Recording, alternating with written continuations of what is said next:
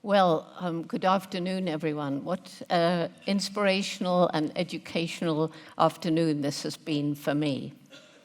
I lived almost 85 years on this planet. I've seen a lot of change. For instance, when I was growing up, there wasn't even any television, let alone some of these technological marvels that we've been talking about this afternoon. And when I began my scientific career, it was when I met Dr. Louis Leakey, and he was researching, digging, searching for the fossilized remains of our earliest Stone Age ancestors. He'd been looking for some time, he told me, for someone to go and study our closest living relatives in the animal world, the chimpanzees. And his theory was that about 6 million years ago, time keeps changing, but anyway, a good many million years ago, humans and chimpanzees shared a common ancestor. And he was arguing that if Jane goes out and finds behavior that's similar or perhaps the same in chimpanzees today and humans today, perhaps that behavior was present in that ape-like, human-like creature all those millions of years ago, and that we have brought those characteristics with us on our separate evolutionary paths.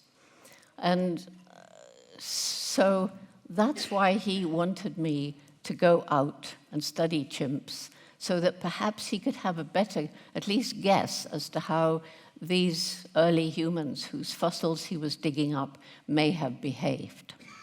So, as you all know, I got to Gombe National Park in Tanzania and began a study of chimpanzees in the wild that is still going on today. It's the longest unbroken study of any primate, probably any animal on the planet. And the first thing that was striking, once the chimpanzees had lost their fear, which took a long time, but as I began to learn about them, how like us they actually are. Kissing, embracing, holding hands, patting on the back, males competing for dominance, swaggering and scowling and behaving very much like some human politicians today, and no names. And also the long-term family bonds between mothers and offspring that can last to a life of up to 60 years. To my shock, they have a dark side just like we do and are capable of violence, brutality, killing, and war, but they also show love, compassion, and altruism. It became very clear to me that there wasn't, after all, a line dividing us from the rest of the animal kingdom. Yet when Louis Leakey made me go to Cambridge to do a PhD in ethology, and I hadn't even been to college, but he said, well, Jane, there's no time for a BA. Many of the professors told me I'd done everything wrong. I shouldn't have given the chimpanzees names. There'd be no David Greybeard, Flo, Goliath, and so on. Numbers was more scientific.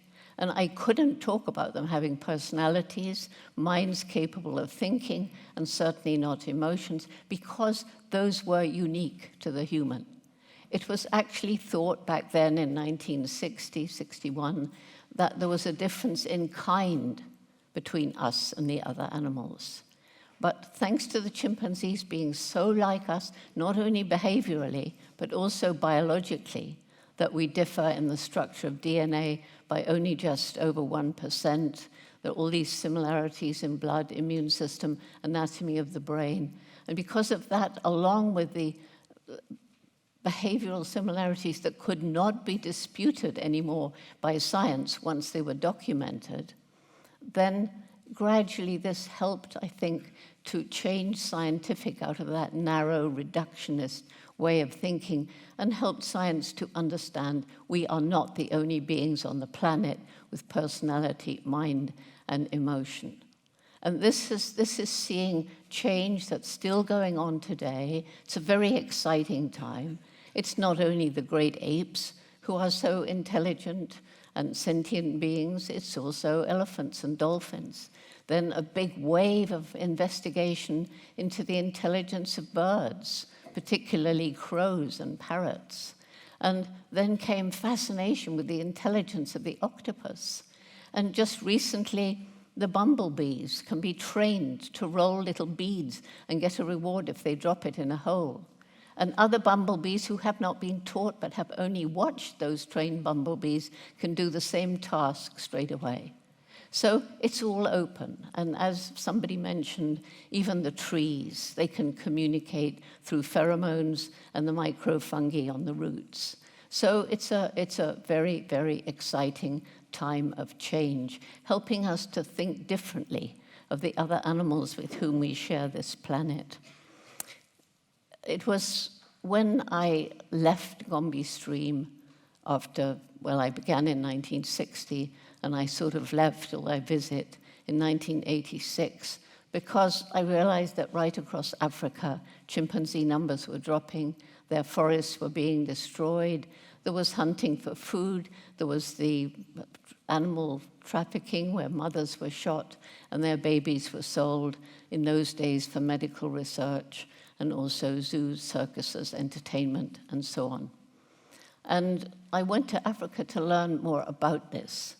And I did indeed learn a great deal in 7 different countries, but I also began to learn about the problems facing so many of the human populations living in and around chimpanzee habitats.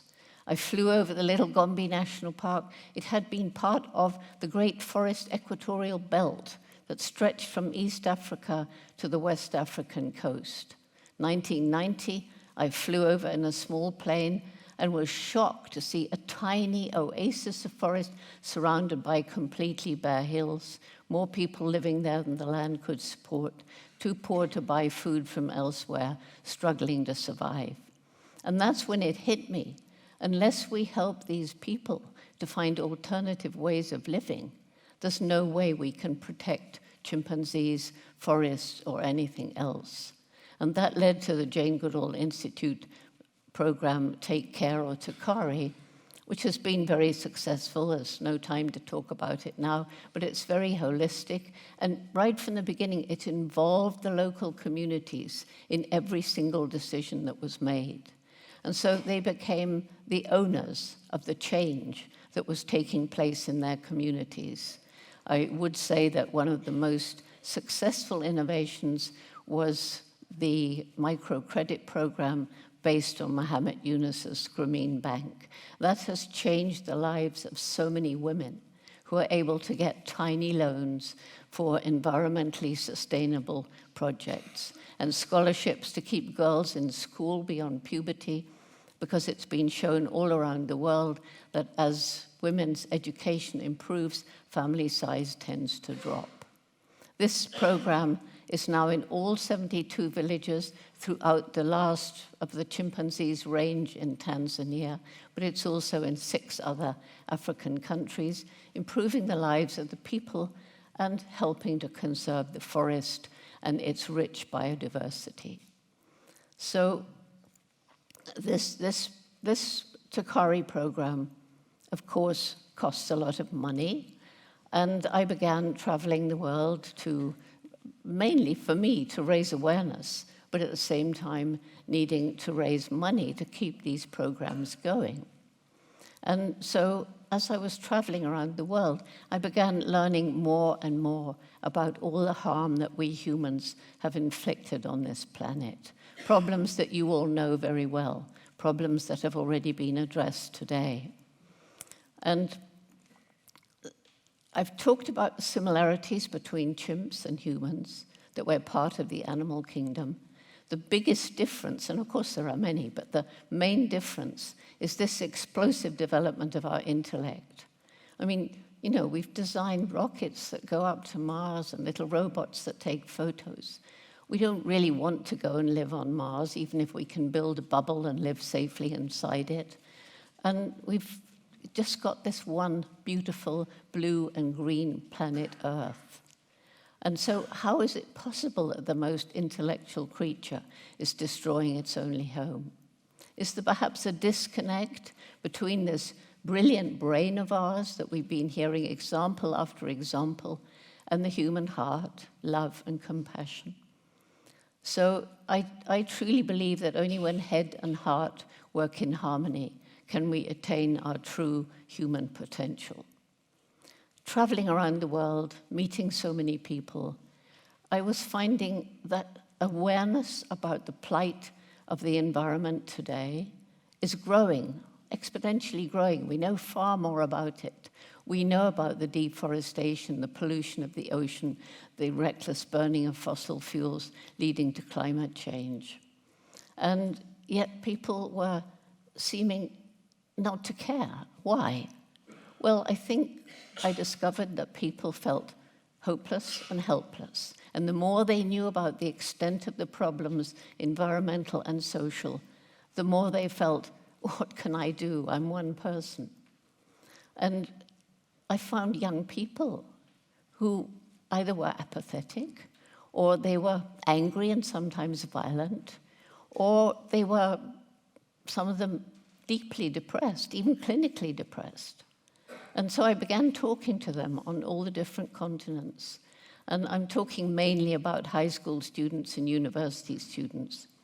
And they all said more or less the same. We feel this way because you've compromised our future, and there's nothing we can do about it. There's a saying from a Native American chief, we haven't inherited this planet from our parents, we borrowed it from our children. We haven't borrowed their future, we've stolen, and we're still stealing today. But is it true, as they told me, there was nothing they could do about it? That's why I began our youth program, Roots and Shoots, because I firmly believe, and I'm sure many of you here with your technological advances have the same feeling, that there is a window of time. And I'm not sure how big that window of time is. And I do see it closing with the recent reports from the UN about the effects of climate change, and then innovative ways of responding to that climate change. But still, for most people around the world, the window is getting smaller, so that we have to take action together. Now, the Roots and Shoots program began in 1991 with 12 high school students in Tanzania who were worried about all sorts of different things in their environment. We had a big meeting. We decided on a program where the young people themselves would choose 3 projects which they would work on between them, one to help people, one to help animals, including domestic animals, and one to help the environment that we all share.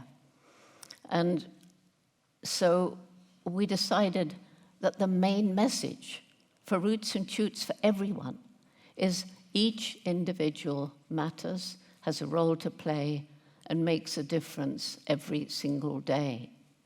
And I think that this philosophy came to me from all the years I spent out in the rainforest, understanding the interconnection of all living things in this wonderful web of life that we call biodiversity, where every little species plays an important role and can eventually, as one species after another, as they disappear, can lead to ecosystem collapse.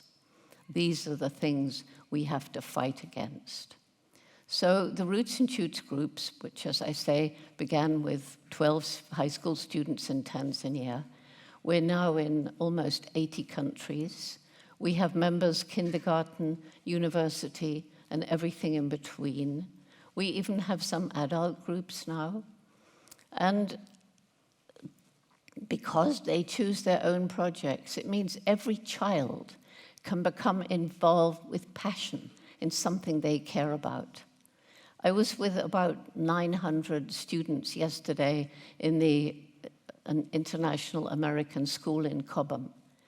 And it's such a big school. There were 3 talks, one after the other, to the junior school, to the middle school, and to the upper school. And the enthusiasm and the dedication and the determination to make change was inspiring. And this is what I find all over the world. Everywhere I go, there are young people who want to tell Dr. Jane about what they're doing to make the world a better place, what they plan to do to make this a better world. And these projects are changing the world. We also have what I call the alumni, people who've been through the Roots and Shoots program. The last time I was in China, where we began our program in '96, I think it was, where we now have about 2,000 groups spread across China. And people were coming up and saying, well, of course I care about the environment. I was in your Roots and Shoots program in primary school. Of course I care about animals. I watched your National Geographic documentaries about chimps in Roots and Shoots in primary school. And this is happening all around the world. So what's happening with Roots and Shoots, and it wasn't really planned at the beginning, but as we develop these groups, we try and connect them, and this is where technology plays an important role, because we can't bring everybody together face to face. And what's happening as they make contact with each other across countries is that they are developing a new kind of respect for people of different nations, different cultures, different religions. Respect for the young, respect for the old. And it's a beginning of understanding that while we may wear different clothes, we may eat different foods, we may have different colored skins, if we fall and cut ourselves, our blood is the same, our tears are the same. If something amuses us and we laugh, our laughing is the same. And so this is the youth of the world today, and I think we have about 100,000 active groups, and then all the alumni, and it's growing all the time. And it's this that gives me the most hope. But I have other reasons for hope. There's the human intellect, and you've had so many examples of this today, I don't even need to talk about it. But it's not just in technology that we can use our human brain and must use our human brain. We can try to leave as light ecological footprints as possible in our daily lives. Each day we make choices, what we buy, what we wear, what we eat. Where did it come from? Did it harm the environment? Did it result in cruelty to animals, like those terrible factory farms? Did it damage the environment through the use of chemical fertilizers, pesticides, and herbicides, which are gradually poisoning the soil, and a technology, an agricultural technology that is spreading around the world? And as we try to combat climate change, it's worth spending a moment to talk about meat eating, which has become more and more prevalent as countries get wealthier. In some countries, it's become a status symbol to offer meat. And of course, we don't need meat in our diet, but it's become a habit. And so I carry cow and piglet with me. And I carry piglet mainly to show that pigs are as intelligent as dogs. And after this, if you haven't done this, please Google not Picasso, but Pigcasso. And I'm not going to tell you what you'll see, but you'll be amazed. And so many people I've shown this to, and they said, Jane, I hate you. And I said, well, why? Because I can't eat bacon anymore. Yes. And cow, of course, cows are amazingly intelligent too. They can live 30 years in our factory farms, probably lucky for them. They don't live anything like that long. But it's not just the cruelty. It's not just the cruelty, which is terrible. It's also the fact that to feed the billions of animals now being raised in these awful places like concentration camps for animals, they have to be fed. We're losing huge areas of environment to grow grain. More grain is grown now to feed livestock than to feed hungry humans. And masses of fossil fuel is used to get the grain to the animals to the abattoir, and the meat to the table. Waste of water that is so precious in some places that people are dying for lack of water. And yet the water wasted changing vegetable to animal protein is huge. I can't give you the figures. I'm no good at figures, but it's a lot. And when it comes to climate change, particularly, I take cow when I'm talking to kids. Food goes in here, and gas comes out the other end. And that's the process of digestion. That gas is methane. And that is a more virulent greenhouse gas even than CO2, though luckily it's not as prevalent, it's not as common. And finally, and this ties in really with the last two talks that I heard, and that is that to keep these animals alive in these terrible conditions, they are routinely fed antibiotics, which means the bacteria are building up resistance. And it has been said that a great deal of the bacterial resistance, the superbugs, are because of animal agriculture gone wrong. So cow has to have her little say. And as I say, it's not just technology that we can use to change the world. And I carry Ratty. We already heard a rat giggling. Now, here's Ratty. Ratty represents the giant forest rats of Tanzania, who have been trained because of their amazing sense of smell to detect landmines, to detect the explosive in the landmine. I've watched them being trained, and they're truly amazing. They can live about 9 years. They are largely responsible for Mozambique being declared a landmine-free country. They're also working in Angola, they're working in Cameroon. They've now been taught, and again we come back to medicine, they've been taught to detect the earliest signs of TB, certainly before the hospitals in Tanzania can. But they've now also been taught, some of them are trained to sniff out ivory, some rhino horn, and some pangolin scales or tiger. And so they have the advantage. Dogs can do the same, but they can't climb up the crates in the ports the way that these little rats can. And so they are helping us in so many ways. And that's without sophisticated technology. And it's the kind of thing that people in the developing world really can understand. And moving back to help feed the world to small-scale family farming, and going back to the indigenous wisdom that so many people are losing around the world today. So the human brain, yes. Then comes the resilience of nature, the places that we have destroyed through our thoughtless, heedless development, covering the land with concrete, changing the climate. And nature is so resilient that if you give her a chance, a place that has been destroyed, nature will gradually reclaim. Maybe we can help. I could give so many examples, amazing examples. Around Gombe, I described those bare hills. They're not there anymore. The people who we work with as partners now understand that protecting the environment is not only preventing this terrible soil erosion, but it's ensuring the future of their own people, as well as that of the environment and all the life that it supports. Animal species on the very brink of extinction can be given another chance. I wrote a whole book about it. It's going on all the time. And finally, there's the indomitable human spirit, the people who tackle seemingly impossible tasks and won't give up.